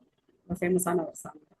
ஸோ அவருடைய அறிவுரைகளை தான் இளைஞர்கள் எல்லாம் படிக்கணும் அப்படின்னு சொல்லி அரசாங்கம் எல்லாம் ரொம்ப உற்சாகப்படுத்தக்கூடிய ஒரு சாமி. விவேகானந்தர் மாதாஜி. அவர் தான் இந்த மாதிரி சொல்லியிருக்காரு, துளசி செடிக்கு தண்ணி விட்டு என்ன பண்ண போற, கத்திரிக்காய் செடிக்கு தண்ணி விட்டாலாவது கத்திரிக்காய் கிடைக்கும், கறி பண்ணி சாப்பிடலாம் அப்படின்னு. ஸோ இவங்கெல்லாம் என்ன பண்றாங்க, ஆன்மீகத்தை போதிக்கிறாங்க. உண்மையிலே நம்ம வந்து காலையிலையும் மாலையிலையும் 2 நேரம் துளசி செடிக்கு தண்ணீர் வார்த்து துளசி இலையை தொட்டு வணங்கி துளசி அந்த அந்த இதுல இருக்கிற மண்ணை எடுத்து நம்ம நெத்தில வந்து நம்ம வந்து வச்சுக்கணும். ஸோ அதுக்கப்புறம் துளசி இலைகளை பறிச்சு பகவானுடைய பாதங்கள்ல அர்ப்பணிக்கணும். மஞ்சரிகளால பகவானுக்கு அழகா மாலை செய்து போடணும். நிறைய மஞ்சரிகள் கிடைக்கும் போது, துளசி மஞ்சரிகள் கிடைக்கும் போது பகவானுக்கு அழகா அந்த பாதங்கள்ல சமர்ப்பிக்கலாம். ஆனா ஸ்ரீமதி ராதாராணி பாதத்துல துளசி இலைகளை வைக்கக்கூடாது. விஷ்ணு தத்துவனுடைய பாதங்கள்ல மட்டும்தான் துளசி இலைகளை சமர்ப்பணம் பண்ணணும். பஞ்சதத்துவாக்கு துளசி வைக்கும் போது சைத்தன்ய மகாபிரபு, நித்யானந்தர், அத்வைத்தர் இவங்க 3 பேருக்கு தான் துளசி வைக்கணும். கதாதர் பண்டிட், ஸ்ரீவாஸ்தாபுரருக்கு துளசி இலைகளை அர்ப்பணம் பண்ணக்கூடாது. ஸோ கவனமா இருக்கணும். அதே மாதிரி நாளைக்கு துவாதசி இருக்கு. ஏகாதசி அன்னைக்கு நாம என்ன பண்ணக்கூடாது, ஏகாதசி அன்னைக்கு துவாதசி அன்னைக்கு துளசி இலைகளை பறிக்கக்கூடாது. ஸோ அது மாதிரி மற்ற சில நாள்கள் இருக்கு, அது நம்ம பார்த்துக்கலாம், எந்த நாள்ல பறிக்கக்கூடாது அப்படிங்கிறத பார்த்துக்கலாம். அதே மாதிரி துளசி இலைகளை நகம் படுற மாதிரி கிள்ளக்கூடாது. நம்ம நகம் படுற எப்பவுமே நகத்தை வந்து நம்ம வெளியில வராத அளவுக்கு சதையோடு இருக்கிற மாதிரி எப்பவுமே நகத்தை வந்து ட்ரிம் பண்ணி வச்சுக்கிறது நல்லது. நம்ம சேவை செய்யும் போது எதுலையுமே நகம் படக்கூடாது. தண்ணிலையோ, நம்ம சமைக்கும் போது சமைக்கிற பொருட்கள்லையோ. இப்பெல்லாம் அது ரொம்ப ஃபேஷனா இருக்கு, அழகா நகத்தை வளர்த்துக்கிட்டு அதுக்கு ஒரு பாலிஷை போட்டு அதை என்னமோ பண்ணி வச்சுக்கிட்டு அதை ஸ்டைலா இப்படி இப்படி பண்றதுன்னா இப்பெல்லாம் ஒரு ஃபேஷனா இருக்கு. ஸோ நகத்தை என்ன பண்ணக்கூடாது, ரொம்ப பெருசாலாம் நம்ம வளர்க்க தேவை கிடையாது. நகம் படாம துளசி இலைகளை பறிக்க கத்துக்கணும். அதே மாதிரி வெயில் நேரத்துல துளசி இலைகளை பறிக்கக்கூடாது. நல்ல 12 மணி வெயில்ல போய் துளசி இலைகளை பறிக்கக்கூடாது. துளசி இலைகளை பறிக்கிறதுக்கு நல்ல சமயம் எப்படி, எந்த இலைகளை பறிக்கணும் ரொம்ப கரெக்டா பார்த்தோம் அப்படின்னா, எதை பறிக்கணும் அப்படின்னாக்க அப்படி தொட்டாலே கையில வந்துருவாங்க. அந்த மாதிரி சில இலைகள் பழுத்த மாதிரி இருப்பாங்க, நம்ம தொட்டாலே போதும் அப்படி கையில வந்துருவாங்க. ஸோ அந்த மாதிரி இலைகளை பறிச்சு சேகரிச்சு வச்சுக்கிறது ரொம்ப நல்லது. மாலை எல்லாம் கட்டுறோம் அப்படின்னா கண்டிப்பா ஊசியில துளசி இலைகளை கோர்க்க கூடாது. பகவானுக்கு மாலை கட்டுறோம், துளசி மாலை கட்டுறோம் அப்படின்னு சொல்லிட்டு ஊசியில போட்டு துளசி இலைகளை கோர்க்க கூடாது. கையில தான் நம்ம நூல்ல பூ கட்டுற மாதிரி கட்டி பகவானுக்கு அர்ப்பணம் பண்ணணும். எந்த காரணத்தினாலும் துளசியை வந்து ஊசியில கோர்க்க கூடாது. அதே மாதிரி துளசி இலைகளை கீழே போடக்கூடாது. நம்ம பெருமாள் கோவிலுக்கெல்லாம் போறோம் அப்படின்னாக்க நடக்கவே எப்படி இருக்கும், ரொம்ப கஷ்டமா இருக்கும். ஏன்னா எல்லா இடத்துலயும் துளசியை கீழே போட்டு வச்சிருப்பாங்க. ஸோ அது பார்க்கவே ரொம்ப நடுக்கமா இருக்கும். துளசி இலைகள் மேல நம்ம பால் வந்து படக்கூடாது. முடிஞ்ச வரைக்கும் நம்ம அதை தவிர்க்கிறதுக்கு முயற்சி பண்ணணும். சில பக்தர்கள் வந்து இதுக்காகவே பிற கோயில்களுக்கு போறதை தவிர்க்கிறாங்க. எல்லா இடத்துலயும் துளசி இலை போட்டு கீழே போட்டு வச்சிருக்காங்க, நம்ம நடக்கும்போது எப்படியும் மிதிப்படுற துளசி இலைகள் மேல வந்து பாதம் நம்ம கால் படுற மாதிரி இருக்கு, இவ்வளவு பெரிய அபராதம் அப்படின்னு நினைச்சே நிறைய பக்தர்கள் வந்து பயப்படுறாங்க. ஸோ அதனால நம்ம வீட்லயோ இல்லை இந்த மாதிரி கோவில்லையோ நம்ம துளசியை பயன்படுத்தும் போது கவனமா பயன்படுத்தணும். அது மாதிரி பகவானுடைய பாதங்களுக்கு துளசியை சமர்ப்பிக்கிறது ரொம்ப விசேஷம். எப்பெல்லாம் முடியுமோ டெய்லி இங்க பக்தர்கள் வந்து பகவானுடைய திருப்பாதங்கள் கீழே வச்சிருப்பாங்க. அந்த பாதங்கள்ல நிறைய பக்தர்கள் வந்து துளசி இலைகளை அர்ப்பணம் பண்ணுவாங்க. பார்க்கலாம், பச்சைப்பூக்கு சரி, ராதமாதவுக்கு சரி, துளசி இலைகளை அர்ப்பணம் பண்ணுவாங்க. அதே மாதிரி நாம பகவானுக்கு நிவேதனம் பண்ணும்போது கண்டிப்பா துளசி இலைகளை போட்டுத்தான் நிவேதனம் பண்ணணும். துளசி இல்லாம நிவேதனம் பண்ண கூடாது. துளசி தேவியுடைய மகாத்மியம் ஏகப்பட்டது இருக்கு. துளசி மகாராணியை சுத்தி வர்றதுனாலேயே நம்மளுடைய ஜென்மாந்திர பாவங்கள் எல்லாம் போகும் அப்படின்னு சொல்லி நம்ம பார்க்கிறோம். துளசி தேவி வந்து நமக்கு பக்திக்கு அனுகூலமா இருக்கக்கூடிய, அவங்கள வழிபட்டோம் அப்படின்னாக்க நம்ம பக்திக்கு தேவையான எல்லா விதமான தடைகளும் நீங்கி பக்தியில நம்மளால என்ன பண்ண முடியும், நல்ல விதத்துல முன்னேற்றம் அடைந்து பகவானுக்கு சேவை செய்ய முடியும். யத்சங்குலம் ஹரிபதநாதி மாத்ர திருஷ்டைர் வைடூர்ய மாரகத ஹேமமயைர் விமானைஹி ஏஷாம் ப்ருஹத் கடிதடா ஸ்மிதசோபி முக்யஹ கிருஷ்ணாத்மனாம் நரஜ ஆதது உஸ்மயாத்யைஹி. அப்போ இந்த வைகுண்ட லோகத்துல இருக்கக்கூடியவங்களுடைய வர்ணனையை இப்ப சொல்றேன். வைகுண்ட லோகத்தில் உள்ளவர்கள் வைடூரியம், மரகதம் மற்றும் பொன்னால் செய்யப்பட்ட ஆகாய விமானங்களில் பயணம் செய்கின்றனர். எப்பொழுதும் விரிந்த இடையும் புன்னகை பூத்த முகமும் உடைய காதல் மங்கையர் சூழ்ந்திருந்த போதிலும் அவர்களது கவர்ச்சியினாலும் அழகினாலும் வைகுண்டவாசிகள் ஒருபோதும் உணர்ச்சி வசப்படுவது இல்லை. அலுமினியத்திலாம் ஃபிளைட்லாம் பண்ணல. ஃபிளைட்ல எதுல பண்ணியிருக்காங்க? வைடூரிய மரகதத்துல எல்லாம் தான் ஃபிளைட் பாருங்க. அந்த ஃபிளைட்ல எல்லாம் என்ன பண்றாங்க, போறாங்க. ஆனா இங்க இருக்கிற பெண்களுடைய அழகு இங்க வந்து சொல்லப்பட்டிருக்கு. ஹேமலதா மதிச்சு படிக்கிறீங்களா? படிச்சிட்டீங்களா? இல்ல மாதாஜி, நான் படிக்கலாம். படிங்க. பொறுப்புரை வழங்கிய ஸ்ரீல பிரபுபாதருக்கு ஜெய். இந்த பூத உலகில் உள்ளவர்கள் தங்களது கடினமான உழைப்பினாலே செல்வ வளங்களை எய்துகின்றனர். இவற்றை பெறுவதற்கு அவன் கடினமாக உழைக்கவில்லை என்றால் அவனால் உலகத்தின் வளங்களை அனுபவிக்க முடியாது. ஆனால் வைகுண்ட லோகத்தில் உள்ள பகவானின் பக்தர்களுக்கோ வைர வைடூரியங்களை உன்னத சூழ்நிலையில் அனுபவிக்கும் வாய்ப்பு கிடைக்கிறது. வைர வைடூரியங்கள் பதிக்கப்பெற்ற பொன்னாபரணங்களை எல்லாம் அவர்கள் உழைப்பினால் பெறுவதில்லை, மாறாக பகவானின் அருளினாலே பெறுகின்றனர். அதாவது வைகுண்ட லோகத்தில் உள்ள பகவானின் பக்தர்களோ அல்லது இவ்வுலகில் உள்ள பகவானின் பக்தர்களோ சில சமயம் நான் நினைப்பது போல் வறுமைக்கு ஆளாவதே இல்லை. அவர்கள் அனுபவிப்பதற்கு ஏராளமான வளங்கள் உடையவர்களாக இருக்கின்றனர். ஆயினும் அவர்கள் இவற்றை அடைய கடினமாக உழைக்க தேவையில்லை. வைகுண்ட லோகத்தில் உள்ள காதல் இளமங்கையர்கள் தேவலோகத்தை காட்டிலும் பூவுலகத்தை காட்டிலும் பல மடங்கு எழில் மிக்கவர்களாவர். அங்கு பெண்கள் விரிந்த இடையும் அழகிய முகமும் கொண்டு பொன்னாபரங்களினால் அலங்கரிக்கப்பட்டவர்களாக இருந்த போதிலும் ஆண்கள் கிருஷ்ண உணர்வு ஒன்றிலேயே ஒன்றியிருப்பவர்களாகவே தவிர பெண்களின் எழில் உடலால் கவரப்பட மாட்டார்கள் என்னும் அதிசயம் இங்கு சிறப்பாக குறிப்பிடப்படுகிறது. அதாவது ஆண் பெண் இரு பாலாரும் ஒன்றோடொருவர் நட்பு மகிழ்கின்றனர். ஆனால் பாலுறவு அங்கே கிடையாது. வைகுண்ட லோகத்தில் உள்ளவர்கள் மேன்மை தரமிக்க இன்பங்களை அனுபவிப்பவர்கள். அதனால் பாலுறவு இன்பம் அவர்களுக்கு தேவையின்றி போகிறது. ஹரே கிருஷ்ணா மாதாஜி. நன்றி மாதாஜி. ஹரே கிருஷ்ணா. தேங்க்யூ மாதாஜி. மூச்சு விட்டுக்கோங்க. சோ வைகுண்ட லோகத்துல யாரும் என்ன பண்ண தேவையில்லை. அங்க ஏற்கனவே பார்த்தோம், தொழில் கடமைகள்லாம் கிடையாது அப்படின்னு பார்த்தோம். இங்க நம்ம சம்பாதிச்சாதான் ஏதாவது வாங்க முடியும். ஆனா வைகுண்ட லோகத்துல எல்லாமே பகவானுடைய கருணையினால கிடைக்குது.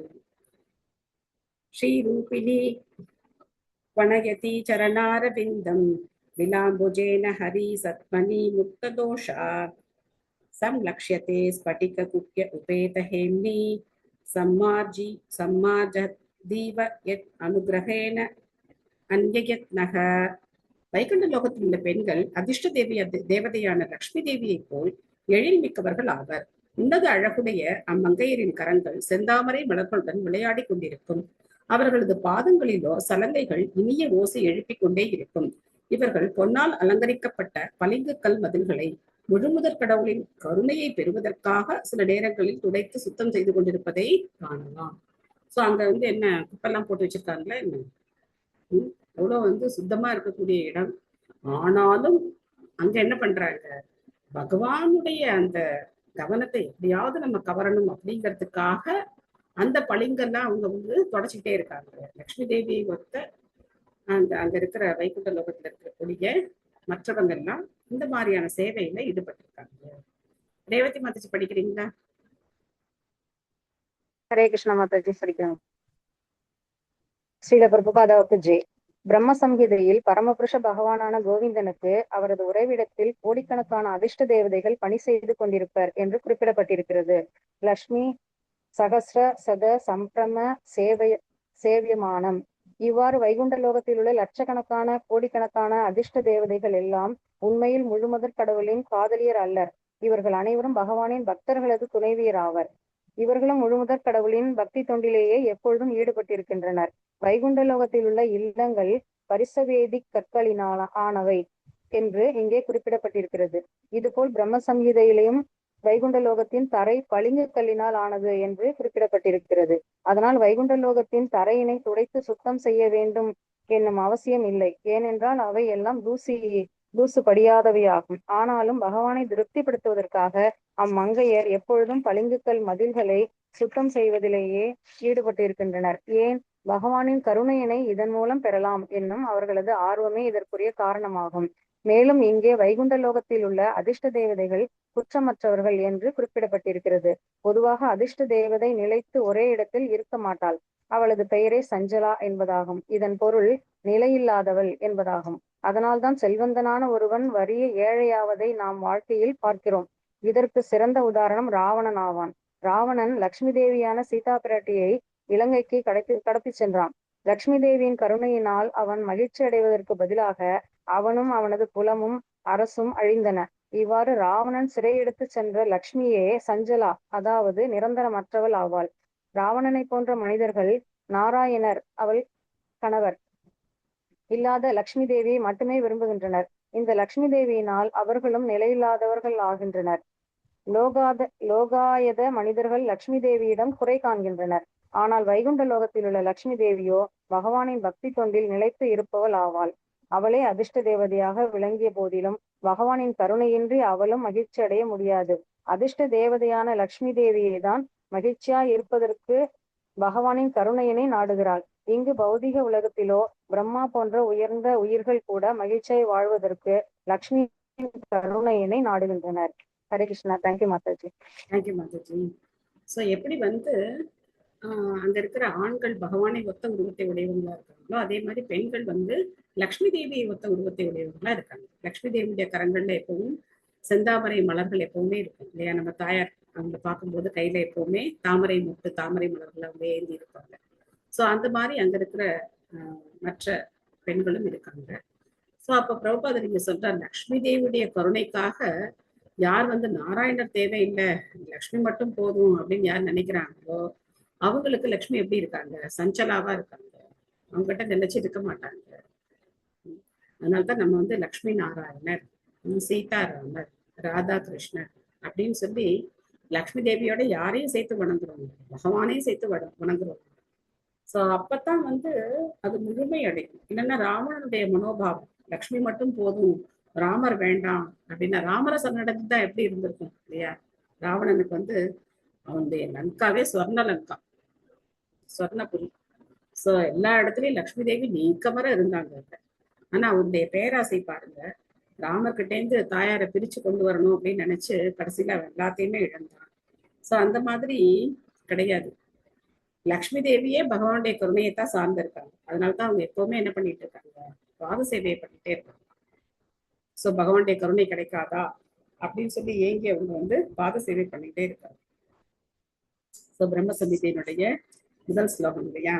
சிந்தாமணி பிரகர சத்பசு கல்ப விருக்ஷ லக்ஷாவ்ரதேஷு சுரவீர விபாலயந்தம் லக்ஷ்மி சஹஸ்ர சத சம்பிரம சேவ்யமானம் கோவிந்தமாதி புருஷம் தமகம் பஜாமி. நேத்து இல்ல முந்தா நாள் பாகவதம் கிளாஸ்ல இந்த பாஸ்ட் டைம் ஒரு பிரம்மச்சாரி சொன்னார். என்ன சொன்னார் அப்படின்னா, பிரபுபாதர் ஒரு ரூல் போட்டிருக்கார். என்ன ஆணை? பிரபுபாதருடைய கட்டளை என்ன அப்படின்னா, நித்தியமும் எல்லா இடத்துலையும் உலகம் முழுக்க தர்ஷனார்த்தி போது 7 மணி ஆரத்தி போது இந்த பிரம்மசமிதி ஸ்லோகங்களை தான் போடணும், இந்த கேசட் இருக்கு அதுதான் போடணும் அப்படின்னு சொல்லியிருக்காரு. ஸோ இதை பாடி இருக்கிறது யாரு அப்படின்னா யமுனா மாதாஜி அப்படின்னு ஒரு மாதாஜி. பிரபுபாதருடைய ஆரம்ப காலத்து சிஷ்யர்கள் யமுனா மாதாஜி. ஸோ அவங்க வந்து அந்த வேணும் கனன் அது அந்த டியூனே ரொம்ப நல்லா இருக்கும். அது அந்த வெஸ்டர்ன் டியூன்ல பாடியிருப்பாங்க.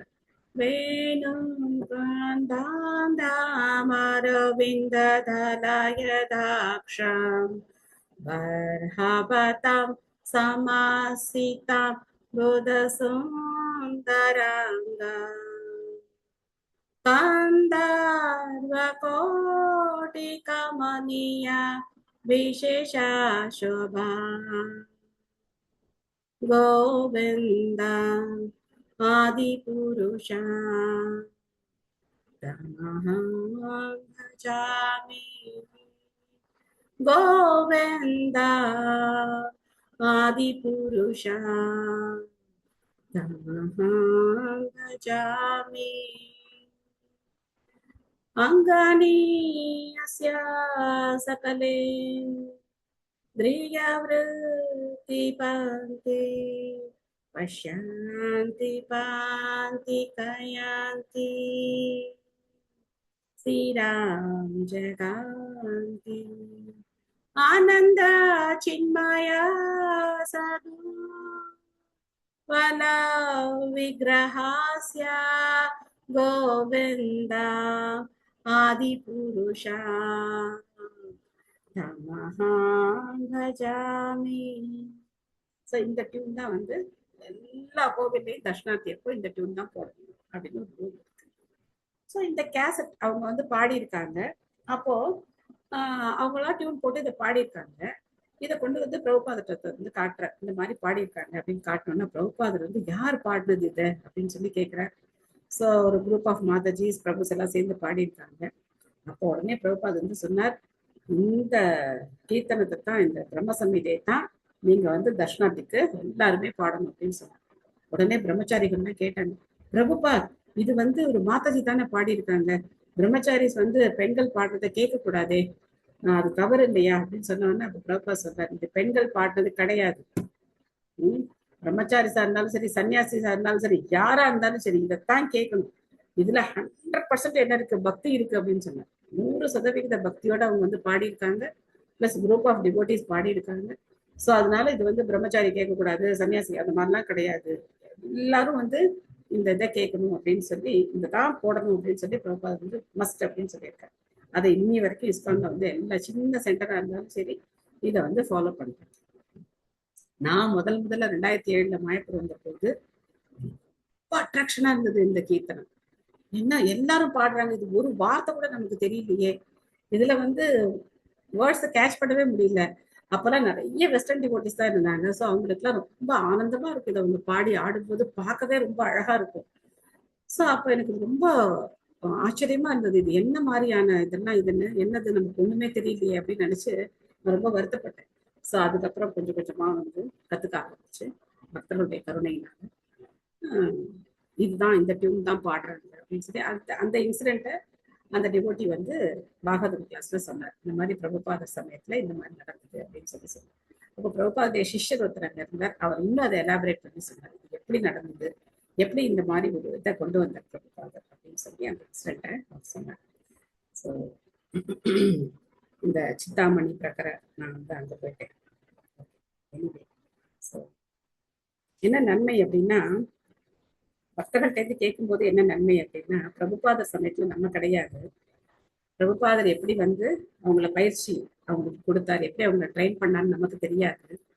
ஆனா அவருடைய சிஷ்யர்கள்ட்ட கேட்கும் போது அவங்களுடைய 50 வருட அனுபவம் நமக்கு ஒரு நிமிஷத்துல கிடைச்சிருக்கு. அந்த எத்தனை இது பண்ணி பிரபுபாதத்தை கேட்டாங்களோ அது நமக்கு அந்த க்ஷணத்துல லவ மாத்திர சாது சங்க சர்வ சித்திகள் அது வந்து நமக்கு உடனே கிடைச்சிடுது. ஸோ அதனால பிரபுபாதைய சிஷ்யர்கள் பிரபுபாதருடைய லீலாமிருத்தத்தை சொல்லும் போது நம்ம என்ன பண்ணணும், நல்லா வந்து கவனமா நம்ம வந்து கேட்கணும். ஓகே, நம்ம இதோட இங்க நிறுத்திக்குவோம், நேரம் பறந்து விட்டது. அப்புறம் நேற்று நம்ம பக்தர்கள் எல்லாம் ரொம்ப சந்தோஷமா இருந்தாங்க. எல்லாரும் நம்ம வந்து பார்க்ல வந்து மீட் பண்ணோம், 7:30 நேற்று நைட்டு மீட் பண்ணலாம் அப்படின்னு சொல்லி டைம் ஃபிக்ஸ் பண்ணியிருந்தாங்க. அதனால நானும் என் பிரபுவும் போனோம். நல்லா எல்லாரும் டிஓவிபிக்கு அப்படி வாரி வழங்கும் வள்ளல்களா 20 lakhs வரைக்கும் டொனேஷன் கொடுத்துருக்காங்க. டிஓபிபியை பார்த்துட்டு எல்லாரும் பிரமிச்சு போய் 20 லட்சம் மேலவே வந்து என்ன பண்ணிருக்காங்க, டொனேஷன் வந்து கமிட், சில பேர் உடனே கொடுத்துருக்காங்க, சில பேர் கமிட் பண்ணியிருக்காங்க. ஸோ அதனால எல்லாரும் ரொம்ப ஹாப்பி. ஆக்சுவலா எங்க பிரபு என்ன சொன்னார் அப்படின்னாக்க, ரொம்ப ஆசையா கொடுத்தாங்க எல்லாரும். ஸோ நம்ம வெளியில இருந்து நம்ம சொல்றதுக்கும் நீங்க வந்து பார்த்து உணர்ந்து அதுக்கப்புறம் நம்ம பண்றதுக்கும் என்ன இருக்கு, மலைக்கு மடுவுக்குமான வித்தியாசம் இருக்கு. ஸோ அதனாலதான் நான் உங்கள்கிட்ட திரும்ப திரும்ப சொல்றேன், டிஓவி பிக் பண்ணுங்க அப்படின்னு. எதுக்காக சொல்றோம் அப்படின்னா, நேற்று பார்த்தவங்க அவங்க வந்து உங்களோட அனுபவங்களை ஷேர் பண்ணுவாங்கன்னு நினைக்கிறேன், பாருங்க. ஸோ அப்போ அவ்வளோ அருமையா இருந்தது. கொஞ்ச நேரம் அந்த வம்சி பார்க்ல உட்காந்து கீர்த்தன் பண்ணக்கூடிய வாய்ப்பு எனக்கு கிடைச்சது, ஹரே கிருஷ்ண மந்திரத்தை பாடக்கூடிய வாய்ப்பு கிடைச்சது. பக்தர்களோட ரொம்ப ஆனந்தமா இருந்தது. ஒரே செல்ஃபி மயம், ஒரே போட்டோ மயம், போட்டோ செஷன் போட்டு அடிச்சு தூள் கிளப்பி, என்னோட போட்டோ எடுத்துக்கோங்க மாதாஜி, என்னோட போட்டோ எடுத்துக்கோங்க மாதாஜி, உங்களோட போட்டோ எடுத்துக்கணும்னு சொல்லி ஒரே ரொம்ப சந்தோஷமா இருந்தது. கொஞ்ச நேரம் கதாவும் சொன்னோம். அதுக்கப்புறம் அவங்களோட சேர்ந்து டின்னர் சாப்பிட்டுட்டு அப்புறம் எல்லாரும் கிளம்பி போனோம். மாதாஜி போட்டோஸ் எல்லாம் குரூப்ல ஷேர் பண்ணுங்க மாதாஜி. என்ன நான்லாம் போன, நான் என்னோட போன்ல நான் வெளியிலே எடுக்கல. ஸோ எல்லாரும் தான் எடுத்திருக்காங்க. அவங்க போட்டா உண்டு சொல்லலாம். நம்ம நிறைய பேர் Sunday program attend, Sunday class கேட்கறவங்களா இருக்காங்க. ஸோ நம்ம குரூப்ல இருக்கிறவங்க 2-3 பேர் தான் இருக்காங்கன்னு நினைக்கிறேன். மற்றவங்க எல்லாம் சண்டேக்கு வர ரெகுலரா பிரபு கிளாஸ்ல இருக்கிறவங்க தான் நிறைய பேர் இருந்தாங்கன்னு நினைக்கிறேன். ஓகே, இப்போ உங்களுக்கு ஏதாவது கேள்விகள், சந்தேகங்கள், கருத்துக்கள்?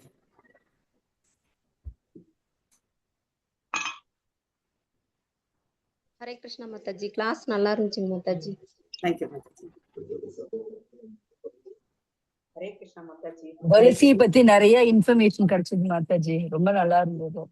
எப்படி பறிக்கணும் அந்த மாதிரி கொஞ்சம் எனக்கு இன்னைக்கு நல்லா கிடைச்சது மாதாஜி. ஹரே கிருஷ்ணா மாதாஜி. ஹரே கிருஷ்ணா மாதாஜி. நான் மாயாபூர் வந்திருக்கும் போது மாதாஜி அப்படிதான் அந்த கோவிந்தம் ஆதிபுருஷன் பாட்டு பண்ணாங்க. அப்ப நான் சாமியை பார்க்கல, அவங்கள டான்ஸ் ஆடுறது, அவங்க வாயை பிறந்து பார்த்து அவங்களே வாயை பிறந்து பார்த்துட்டு இருந்தோம் மாதாஜி. அவ்வளவு அழகா பாடுறாங்க, அவ்வளவு அழகா டான்ஸ். அந்த ராகம் கேட்டோம், அந்த ஃபர்ஸ்ட்ல ஒரு ராகம் கூட எனக்கு தெரியாது மாதிரி, அந்த லாஸ்ட் ராகம் மட்டும் பிடிச்சிருக்கு, கோவிந்தம் ஆதிபுருஷம். அது மட்டும் ரொம்ப, அதை மட்டும் அப்படியே வாய போதும் அவங்களே பாத்துட்டு இருந்தோம். நானும் அப்படிதான் இருந்தேன் ஃபர்ஸ்ட். நானும் அப்படிதான் பாத்துட்டு இருந்தேன். ஆனா அவங்க எல்லாம் பாத்துட்டே இருந்தேன். கரெக்ட் தான் நீங்க சொல்றது. அதே அனுபவம் தான் எனக்கு இருந்தது. என்ன மாதிரி ஒரு ஆனந்தம் இவங்க அனுபவிக்கிறாங்க, எப்படி இருக்காங்க, போட்ட உடனே எப்படி எல்லாரும் வந்து அவ்வளவு உற்சாகம் ஆயிட்டாங்க. இதெல்லாம் பாக்கிறதுக்கு ரொம்ப ஆச்சரியமா இருந்தது. ஆனா எனக்கு கொஞ்சம் புரியவே இல்லதான் அவங்க ஃபர்ஸ்ட் பாடுறதெல்லாம். ஆனா ரொம்ப நல்லா இருந்தது மாதாஜி. நீங்க சொன்ன உடனே ஞாபகம் வந்துருச்சு. ஹரே கிருஷ்ண மாதாஜி. தேங்க்யூ மாதாஜி. ஹரே கிருஷ்ணா மாதாஜி. சொல்லுங்க. சாட்டர்டே நான் கோவிலுக்கு போகும்போது அங்க கோவில் பூரா நீங்க சொன்ன மாதிரி துளசியா தான் இருக்கும். ஆனா பகவானுக்கு ஏதாவது சேவை செய்யணும், நானும் கோவில கூட்டி விட்டு தான் மாதாஜி வருவேன். நான் மனசுக்கு ஹரி ஹரி ஹரி ஹரி சூப்பர் சூப்பர். கோவில கூட்டுவேன் மாதாஜி. ஆனா விளக்கம் நினைச்சு கூட்டும் போது எனக்கு சங்கட்டமா தான் இருக்கு. துளசி மேல அப்படி விளக்கம் படுது, என்ன பண்ணாச்சு. ஆனா பகவானுக்கு முக்கியமா என்ன பண்ணக்கூடாதுன்னா, துளசியை வச்சு கஷாயம் எல்லாம் போடக்கூடாது. துளசியை வந்து சூடு பண்ணவே கூடாது. சோ மருந்துக்காக சளி பிடிச்சிருக்கு துளசி கஷாயம் அப்படிலாம் நம்ம செய்யக்கூடாது. துளசி வந்து எந்த விதத்துலயும் என்ன பண்ணக்கூடாது, கஷ்டப்படுத்தக்கூடாது. துளசி மகாராணி வந்து கொஞ்சம் அவங்களை ஏதாவது பண்ணா கூட அது பகவானுக்கு வந்து அது வலி கொடுக்குற மாதிரி. சோ அதனால துளசி கஷாயம் எல்லாம் பண்ணக்கூடாது. மாதாஜி கோவில் கூட்டுறதா தப்பு இல்லையா மாதாஜி? இல்ல தப்பு கிடையாது. கோவில் அது தானே ஆகணும். துணி வச்சு துடைக்கணும், அதெல்லாம் நடைமுறையில கொஞ்சம் சிரமம் தான். பெருக்கிறதுல தப்பு கிடையாது. நல்ல சேவை பண்றீங்க. ஹரே கிருஷ்ணா. ஹரே கிருஷ்ணா மாதாஜி. துளசி சூட் பண்ண கூடாது அப்ப நம்ம மட்டும் சமைச்சு சாப்பிடலாமா? சமைச்சு சாப்பிடுறோமா? நம்ம எங்க சமைச்சு சாப்பிடுறோம் துளசிய? சமைச்சுல கவச்சு, அதாவது துளசியை நம்ம சாப்பிடுறோம்ல வாயில மென்னு சாப்பிட சொல்றாங்க. சுவைச்சு மென்னு சொல்றாங்க. அது பரவாயில்ல, அப்படியே முழுக்க முடியாதுல, தொண்டையில மாட்டிப்பாங்களே இல்லையா? அதே மாதிரி சாதம் சூடா இருக்கும் போது துளசி போடக்கூடாது. சாதமோ இல்ல வேற ஏதாவது நம்ம சாம்பாரோ எதுவா இருந்தாலும் சரி, ரொம்ப சூடா கொதிக்க எடுக்கிறோம், அதுல எல்லாம் துளசி போடக்கூடாது. சோ அப்படி நம்ம ஆஃபர் பண்ணோம் அப்படின்னா தட்டுல துளசி வைக்கலாம். அந்த பதார்த்தத்துல ரொம்ப சூடா இருக்கிற பதார்த்தத்து மேல துளசி வைக்கக்கூடாது. துளசி சூடா போட்டோம்னு வச்சுக்கோங்க, டக்குன்னு வந்து அந்த நிறம் மாறிடும், வாடி போயிடுவாங்க. சோ அந்த மாதிரி செய்யக்கூடாது. அப்ப பக்கத்துல தட்டுல வச்சுக்கலாம்ல, தட்டுல வைக்க வச்சிடலாம். தட்டுல வச்சுக்கலாம். தட்டுல அதுவும் வச்சுக்கலாம். அதுல அதுவும் டாண்டம் அந்த தட்டுல வச்சாலே போதும். தட்டுல சரி. வச்சாலே போதும். நம்ம பதார்த்தத்துல போடுறோம், பட் அது மாதிரி சூடா இருக்கிற சமயத்துல தட்டுல துளசி வச்சுக்கலாம். தேங்க்யூ. அவ்வளவு சூடா அதை முதல் நைவேத்தியம் பண்ணக்கூடாது, கொஞ்சம் ஆறி பண்ணணும். பட் அர்ஜென்ட்டா அந்த மாதிரி ஏதோ ஒரு சூழ்நிலையை நம்ம பண்றோம் சில அப்படின்னா சமயம் காத்தால அப்படிதான் மாதாஜி இருக்கு, டக்கு டக்கு டக்குன்னு வச்சு எடுக்க வேண்டி இருக்கு. இந்த மாதிரி சமயத்துல தட்டுல துளசி வச்சிடலாம். எஸ் மாதாஜி. ஹரே கிருஷ்ணா மாதாஜி. நேற்றுக்கு 7:45 மணிக்கு யாத்ரா குரூப்ல போட்டிருந்தாரு பாலபுத்திர சுவாமி அவர் பிரபு, இந்த மாதிரி மாதாஜி வந்து இந்த பார்க்ல மீட் பண்றதுக்கு எல்லாரும் வந்திருக்காங்க. நான் ஆகா நம்ம மிஸ் பண்ணிட்டோமே, பூரியோட திரும்பிட்டோமே, பேச்சு சொன்ன மாதிரி போயிருக்கலாமா, ஆகா நம்ம மிஸ் பண்ணிட்டோமே அப்படின்னு ரொம்ப வருத்தமா இருந்தது மாதாஜி. அதுக்கப்புறம் அதான் பேச்சு சொன்னா, நீங்க வந்து அந்த ஜெகநாதர் அப்படியே கட்டி பிடிச்சிக்குவீங்கன்னு சொல்லி சொன்னேன். அப்ப நீங்க அவங்க மாதாஜி போயிருக்கும்போது நீ போயிருக்கலாமே பாட்டி, நீ எதுக்கு இப்ப போன, இப்பதானே கொடுத்து வச்சிருக்க போயிட்டு வர்றதுக்கு அப்படின்னு. நீங்க எந்த இயர்ல எப்ப போகும்போது மாதாஜி அந்த மாதிரி இருந்தது? அதான் 2007. அதுக்கப்புறம் தொடர்ந்து நாங்க அந்த மாதிரி போயிருக்கோம் மாதாஜி. 2010-11 கூட அதெல்லாம் அனுமதிச்சாங்க. ஜெகநாதர் கிட்ட போய் அவரை கட்டிக்கோன்னு சொல்லுவாங்க. அந்த பாண்டாவே நம்மள வந்து கம்பல், நமக்கு இப்படித்தானே பண்ணி பழக்கம், நம்ம என்ன பகவானை போய் கட்டிப்போமா என்ன கோவில்ல, ஆனா நமக்கு அது பழக்கம் கிடையாது. அந்த பாண்டா வந்து கம்பல் பண்ணி போ ஜெகநாதரை கட்டிக்கோ. அது உயரமா வேற இருப்பாரு. அந்த பீடத்துக்கு நம்ம போனோம்னா நம்ம குட்டியா இருப்போம், ஒரு உயரமா இருப்பாரு. சோ ஆனா அவரை தொட்டு நம்ம வந்து நமஸ்காரம். எனக்கு அதுதான் இவ்வளவு தூரத்துல இருந்து பாக்குறோமேனு ஒரு வருத்தமா இருந்தது. கொஞ்சம் நம்ம அந்த மாதிரி பண்ணிட்டாங்க, இப்ப அந்த மாதிரி பண்ணிட்டாங்க. இப்ப எல்லாம் தள்ளி தள்ளி விட்டுறா மாதாஜி, திருப்பதி மாதிரி ஜரகண்டி தான் அங்கேயும் பார்க்க விட்டு ஒரு லைன்ல போயிட்டு பகவான பெருமாளை பார்க்க விட்டு அனுப்புவாங்க. இது நம்ம நாளைக்கு அந்த இடத்துல ஒன்னா வச்சிருந்தா கொஞ்சம் நல்லா இருக்கும். அப்படி இல்லாம 4 இதுவா வச்சுட்டு அப்படி இருக்கும். ஒவ்வொரு கோவில்ல பகவான் வந்து ஒவ்வொரு விதமான பாவத்துல இருக்காரு. அதனால யாரையும் வந்து எந்த விதத்திலயும் நம்ம வந்து இப்படி பண்றாங்க அப்படி பண்றாங்க நம்ம வந்து ஒண்ணும் பண்ண முடியாது. அதனால அதை அப்படியே அக்செப்ட் பண்ணிக்க வேண்டியதுதான். திருப்பி திருப்பி நம்மளேதான் வந்து பாத்துட்டு இருக்கணும். பார்த்தவங்க எல்லாம் அங்கேயே படுத்து தூங்குறாங்க, காலியா இருக்கும்போது மறுபடியும் ஓடி வந்துருவாங்க போல இருக்கு பாக்குறது. ரொம்ப நல்லா இருந்தது. Hare Krishna.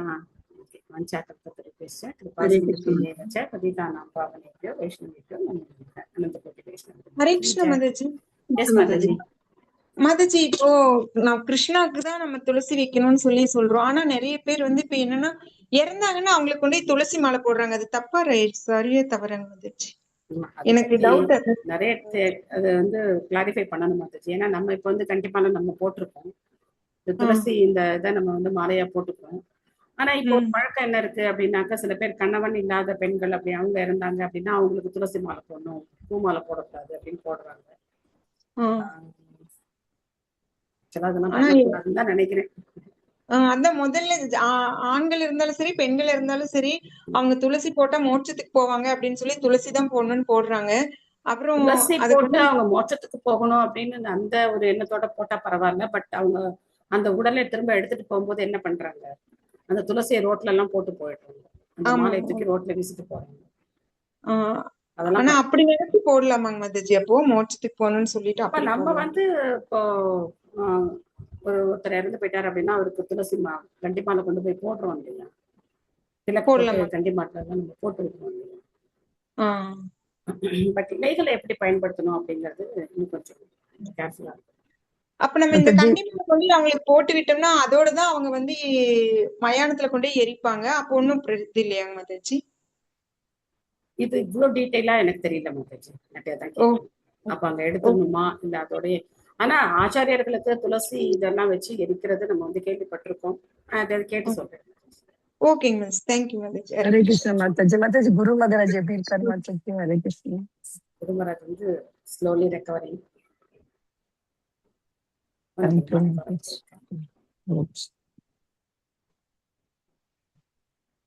Okay. Hare Krishna Hare Krishna Krishna Krishna Hare Hare, Hare Rama Rama Rama Hare Hare. Thank you all. Hare Krishna. Thank you Mataji. Wonderful class Mataji. Hare Krishna. Hare Krishna. ரொம்ப நல்லா இருந்தது மாதாஜி. துளசி இன்னைக்கு ரொம்ப ப்ராமினென்ட்டா இருந்தது. Hare Krishna Mataji. Thank you Mataji. Hare Krishna. Thank you Mataji. Thank you Mataji. Hare Krishna. Hare Krishna Mataji. அந்த பூ பேர் என்ன மாதாஜி? நான் காட்டுறேன் பூ பேரா? கந்தராஜ். கந்தராஜ். கந்தராஜ் கந்தம்னா நறுமணம். ராஜாமா கந்தராஜ் மாதாஜி. நறுமணங்களின் அரசன். பரமம் குரும் புருஷஸ் ஏக யத்கார்யம் பிரியமானஸ்ய சர்வதா. ஹரே கிருஷ்ணா ஹரே கிருஷ்ணா கிருஷ்ண ஹரே ஹரே ஹரே ராம ராம ராம ஹரே ஹரே. எனவே அனைவருக்கும் ஏற்ற ஹரே கிருஷ்ண மாதாஜி. தேங்க்யூ மாதாஜி. ஹரே கிருஷ்ணா. தேங்க்யூ ஹரே கிருஷ்ணா மாதாஜி.